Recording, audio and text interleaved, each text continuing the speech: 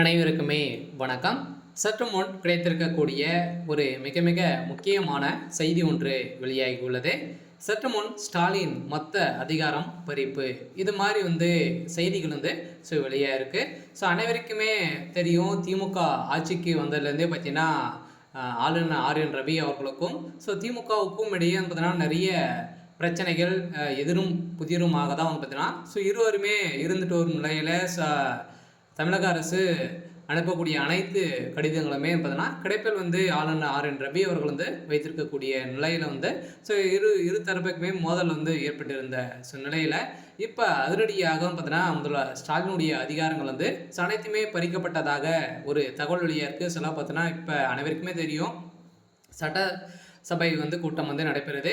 இன்று பார்த்தீங்கன்னா அதிரடியாக லாஸ்ட் நாளாக பார்த்தீங்கன்னா இன்று முடிவடையக்கூடிய நிலையில் அதிரடியாக கரூர் நடந்த சம்பவத்தின் அடிப்படையில் சதுரடியாக முதல்வர் ஸ்டாலின் அவர்களுக்கும் திமுகவுக்கு தான் இது தொடர்பு இருக்குது அப்படின்ற மாதிரி சிபிஐ விசாரணையில் தெரிய வந்திருக்கக்கூடிய நிலையில் தான் இப்போ அதிரடியாக முதல்வர் ஸ்டாலினுடைய அதிகாரங்கள் பறிக்கப்பட்டதாக ஒரு தகவல் வழியாக இருக்குது. சொல்ல பார்த்தீங்கன்னா இந்த விஷயம் ஆளுநர் ஆர்.என். ரவி அவர்களுக்கு போக இப்போ அதிரடியாக ஏற்கனவே ஆளுநர் ஆர்.என். ரவி அவர்களுக்கும் முதல்வர் ஸ்டாலின் அவர்களுக்கும் இடையே நிறைய பிரச்சனைகள், திமுகவுடைய ஆட்சியை ஒழிக்க வேண்டும் என்ற ஒரே நோக்கோடு தான் ஆளுநர் ஆர்.என். ரவி அவர்களுடைய பதவிக்காலம் முடிந்து கூட இப்போ பதவியில் மத்திய அமைச்சகம் பார்த்தீங்கன்னா அதிரடியாக அவருடைய பதவி நீடித்து வைத்திருக்கக்கூடிய நிலையில் இதற்காக தான் இப்போ வருகின்ற சட்டமன்ற தேர்தல் வரப்போகுது. அந்த தேர்தலுக்காக பார்த்தீங்கன்னா அனைவருமே காத்துட்டு இருக்காங்க. திமுக ஒரு மிகப்பெரிய தோல்வி அடையும் அப்படின்ற மாதிரி எதிர்பார்ப்புகள் இருக்கு. இருந்தாலுமே இப்போ அதிரடியாக இந்த கரூர் வழக்கின் மூலமாக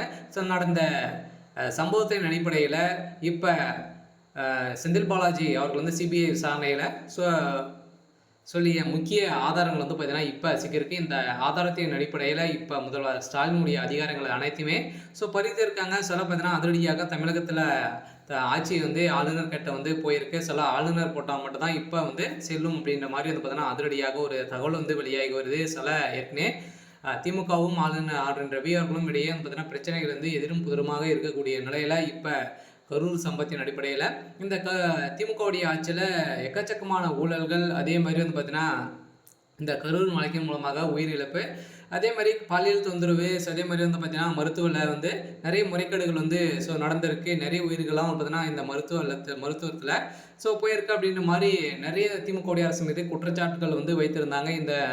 இந்த குற்றச்சாட்டுகளின் அடிப்படையில் இப்போ முதல்வர் ஸ்டாலினுடைய அதிகாரங்களை ஒட்டுமொத்த அதிகாரங்களுமே பார்த்தீங்கன்னா பறிக்கப்படாதாகவும் ஒரு தகவல் வெளியாக இருக்குது. இருந்தாலுமே என்ன நடக்க போகுது அப்படின்றத வெயிட் பண்ணி பார்க்கலாம். இது மாதிரி செய்திகளை தெரிஞ்சுக்கணும் அப்படின்னா மறக்காமல்